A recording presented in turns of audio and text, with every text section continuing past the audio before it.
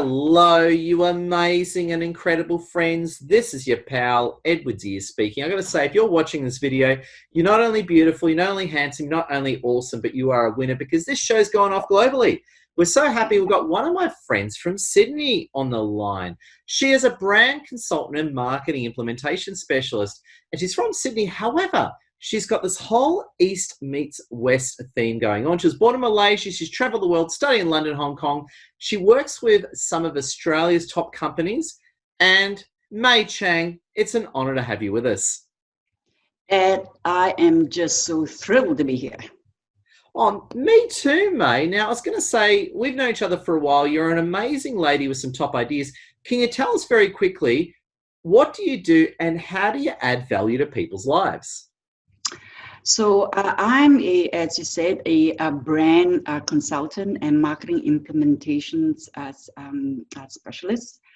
I am very passionate about helping to improve the brand positioning for non-for-profits and for small medium businesses. But I certainly find that the whole partnership between an executive, myself, who have worked in commercial and bring in the corporate expertise, and that partnership with a team and executives that have this social enterprise focus, that is the best marriage in town. Yeah, so now that you do a lot of social enterprises, you specialize in non-for-profits, you help out all the top charities in town. What's drawn you to social enterprises and non-for-profits and charities? I think having this journey beginning in the corporate commercial world, and it's just wonderful where you pick up all the best practice of how is it to engage with the marketplace, how to bring how to actually bring back return on investment. And now I think it's very much, the calling of the time whereby, can we go beyond just the money value? There are all these social benefit impacts that if you do it right and you focus on the customer first, and then the customer's clients, it will all turn back around and you still get that return on investment. It is called social return on investment. So I'm very chuffed to be actually be able to work in the non-for-profit area because you see beyond just the money aspect. Wow. And I got to say as well, and for the sake of our awesome viewers around the world, we're doing this interview in late Corona. Australia is just in the process of reopening after a total lockdown. Yeah. How has Corona impacted your world and what have you learned from it, mate? So the world in a non-for-profit where you have a range of organizations, from those that are charity-based versus those that are essential business. I've been very privileged to work with particularly the organizations that are deemed as essential services. So they're still operating. Whilst I said that, because particularly of the lockdown rules, that means certain movements and deliverables may not be possible. So non-for-profits, some of them have taken a hit. But in the meantime, with every disaster, there are opportunities. It's how you reframe it. So this might be a time whereby the profitability may be down, the activities may be down for some non-for-profits. And one of my favorite non-for-profits is in the community transport sector. So for them, they are kind of like repurposing how they use their services. So instead of, while they provide essential services and it's still going with medical and with essential appointments for physio, etc.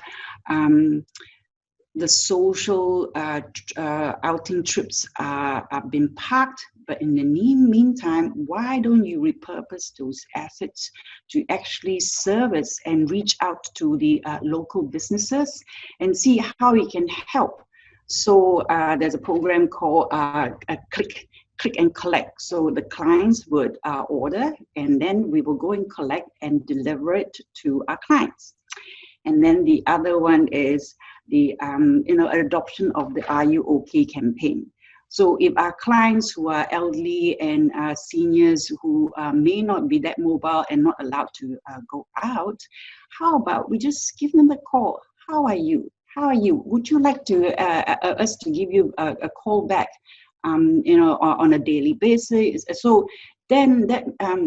So to that degree, it means that we're still servicing our clients, but keeping that that engagement happening, and you can kind of repurpose your services in a different way.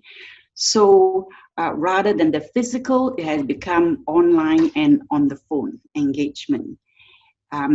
Instead of just local, it's possible you could be talking and having an interview on your community radio, and rather than just being local, you are national and maybe even global.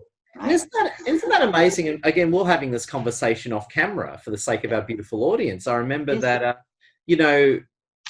the whole Corona thing have forced a lot of local businesses. Now, all of a sudden, we're all global. It's pushed my global operations hugely. And it's like the whole Corona thing has turned many local businesses into global businesses. And I imagine you must be the same. You must be going very global now and working with people right across Australia with the whole Corona thing. I think there is no loss in actually having your name, particularly your brand, being on the lips of everybody that you can touch point with. Some may resonate with you, some maybe not.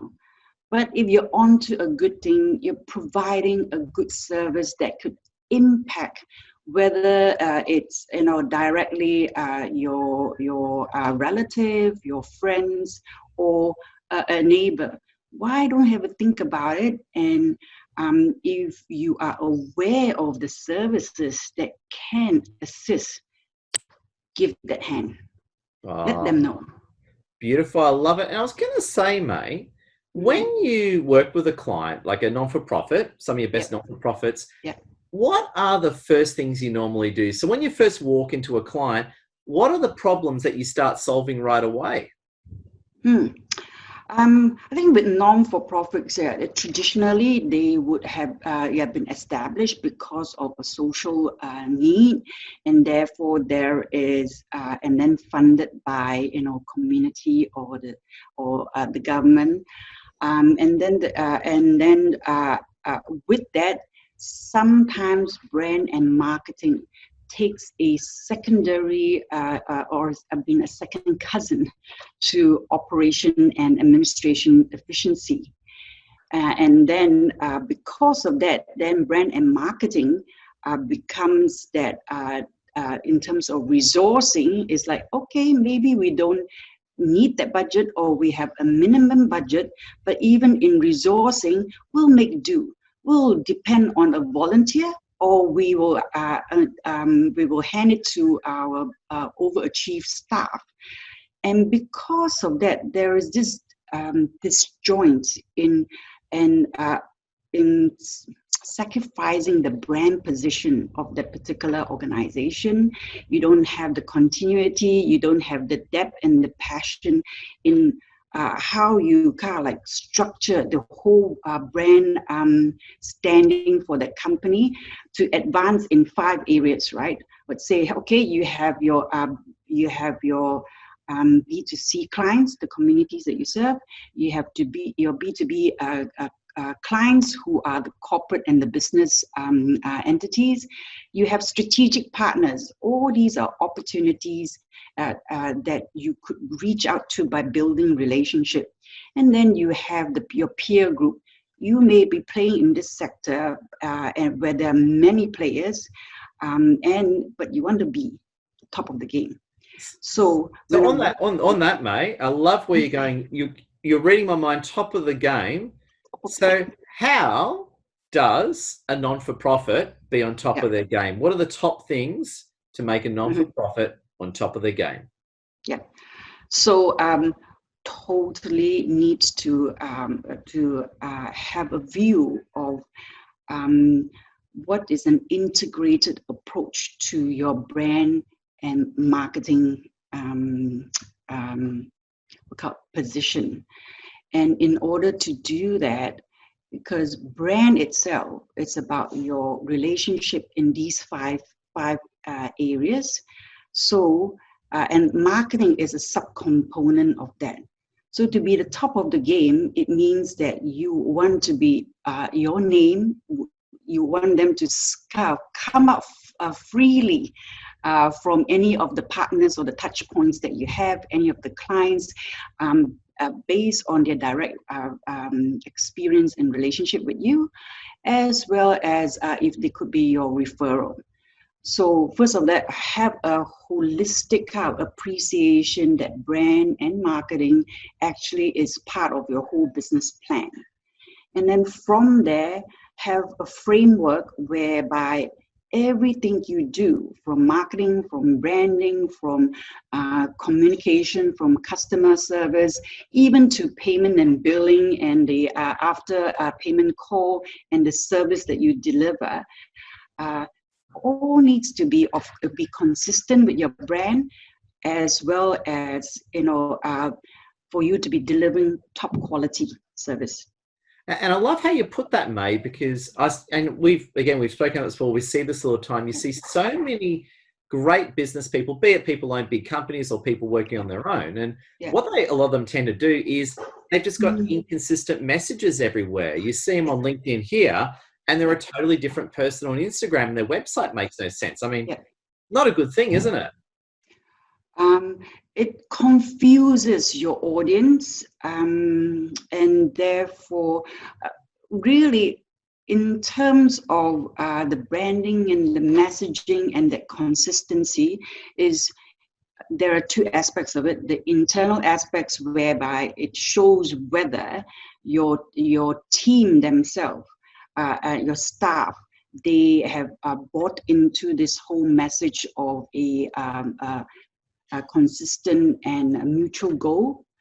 They have bought into the philosophy and the values of the company, and this will then flow through in your messaging, in the way you treat your clients, and even as much as in a proposal or a pamphlet.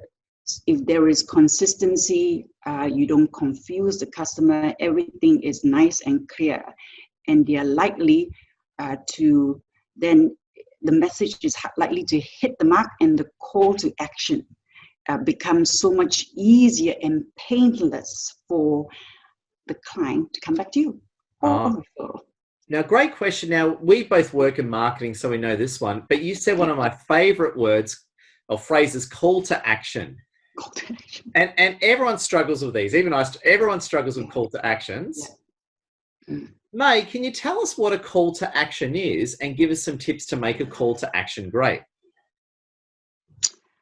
So I'll just put it as an example, right? So, for example, let's say you have a beautiful piece of article which profiles your company and the good work and the social benefit impacts it's providing to the organization. You put it out there into a business magazine, or you repurpose it and also provide another kind of version of it in social media, whether it's Facebook, where it's more casual, or in LinkedIn, which is more business related. For every type of channel that you put it out to, you have to repurpose the message slightly so that it is resonates with the audience. But it's not just about putting it out there. It's about, what do you want the client, the referral partner, the strategic partner, the with the business council that who is your collaborative partner, what do you want them to do? So the call to action is precisely that. Do you want them to just pass on that message that you have, or a key proposition to the people who matter? Do you want them to actually register with your come to your website to have a browse around, or do you want them to sign up? So by driving them and be very clear with your call to action message, you are guiding them to do exactly what you would like to do. And by them registering for your newsletter or for your social outing program, that has met your brief. You tick the box. But what has it done? It has then increased the number of people who have consented to actually want to get a newsletter. That itself then gives you feedback. Hey, my campaign actually works. I'm going to do more of it. So just on that, so a call to action can be subscribe to a newsletter. It can be come to an event. It can be come to a live webinar. It can be visit our website. It can be click here to make a donation. That's right. Very nice. And what makes a great call to action compared to a weak call to action? The call to action itself is that instruction of what to do next. But I think it's the message that is before it. What's your tagline? It has to be very catchy. It has to resonate with the person that is receiving it or reading it. And then what is the benefits? What are the outcomes? If you get a buy-in with that, then the call to action is a no-brainer. It's by the way. But if your key value proposition and your messaging is all over the place, then you would lose the customer, the client or prospect maybe 3 seconds into reading. Yeah, because that's so true. Because isn't it amazing when you talk to a person or a company, right? And everything they put out contradicts themselves, and you don't even know what they do. It's a very frustrating experience. And isn't it great when you see a company or someone and you're clear on exactly what they do? It's such a great feeling. And totally agree, Ed. I think sometimes also we become over passionate and we have too many messages, and therefore even the call to action becomes very confusing. So in the end, it ends in the too hard basket, tend to it later, and cheerio, I forgot you. Yeah, I've been guilty of that. One of my biggest crimes in business is having too much complexity. And ironically, in my business, the more I've reduced wording and the more direct I become, is the better the conversion. I'm sure you see the same thing all the time. And definitely, Ed, I think in the whole crafting of your message, right? Sometimes, depending, if you're the ideas person, you have the idea, it's that raw idea, and you may have to take it to the next stage and say, oh, I need to copyright it to actually make it better. Sometimes if you have the expertise to wear two hats and to do it, that's wonderful. But most of the time we are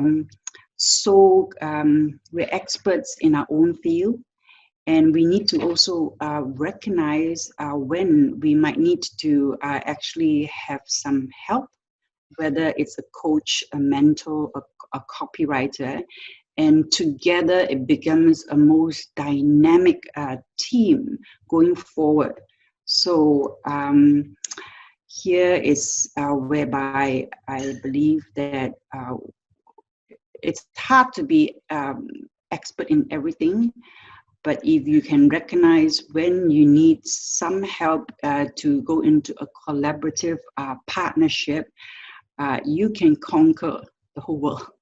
Oh, so very well said. And mate, I got to say, I love where you're going. And as we bring this very awesome interview to a close, I'd Mhm, love to hear from you some of mhm. your top tips for branding and success for our wonderful audience around the world. Thank you. Um, well, I would like to draw it a bit more personal in regards to with branding. As you are the person who is assisting your client to do it, first of all, you gotta totally be ready for it. And to be ready for it, it is both mindset and you have the experience, the knowledge, the expertise, everything. It's about that frame of mind so that you bring that positive energy to the table. You bring the enthusiasm, but you also bring that the encouragement factor. It's not that our clients don't know the answer; they have the answers in them. It is about how you get the best out of them in a most um, um, collaborative and cooperation teamwork. And the branding itself, I think here is where non-for-profits or businesses who want to improve their brand standing um, work with a partner or work with a resource like myself, whereby we're having an external party coming in. Sometimes you're able to actually see very quickly things that are working well, but can work much more better and more efficient. And those things can impact on actually looking for new markets before, because you have defined your actual market segments better. And by defining them better, you can message better, you can create better programs that have very precise call to actions. So all these have a kind of like a flowing effect, and but also have fun. I love it. I love it. I think it's been an incredible wrap. And May, I got to say, I've absolutely loved our interview. And just before you go, just a few more quick things. Mm. What is your final closing thought to our wonderful audience out there? I would say to any executive running, your beautiful organization, to any providers out there who have engaged with non-for-profits, um, give it your best goal and surround yourself and your organization with top-notch um, uh, executives and partners who can bring value to the table, and um, have fun doing it, and would love to actually just have a conversation. You never know where it goes, because we could be collaborative partners. I would love to actually also look at how each organization run, because every organization is so unique in its own way. And then when you bring best practice on board, it actually makes a magnificent partnership. Oh, beautiful. And May, obvious question. How can people find you? Link is where I hang out, and I love the whole business community in LinkedIn, because everybody is very supportive. They are very respectful, and that's the best way to actually contact me. Thank you. Beautiful, May. It's been a pleasure. And one last thing before you go, Mm. just digging from secrets. What secret stuff have you got cooking, May, and where to from here? The secret stuff, it won't be secret too long, but currently it's under wraps. As with the pandemic, business models have to evolve as we try to build, models whereby we can operate when there are kind of disasters that Three things really. It's about, hey, your brand does not just need to be local. It can be global, it can be national, it can be whatever you want it to be. Um, because you don't need to just do business with the geographic area that you're in. So we're going People, global, mate. We're going super global. I like it. just like you, Ed. Yeah, I got to say, going global. I tell you what, I did that last year, and all I can say is I wish I did it 10 years earlier. There's always a beautiful timing for everything, and when we are ready, that's where we accelerate very quickly. Oh, so well said. May, it's an honor to have you with us. And everyone, thank you so much for watching this interview. As you can tell, May Chang is an absolute ray of light. So make sure you get in contact with her and support her. She's absolutely here to help. And final word to you, May. I just want to say thank you so much. And we absolutely appreciate you. Thank you, Ed. Cheers.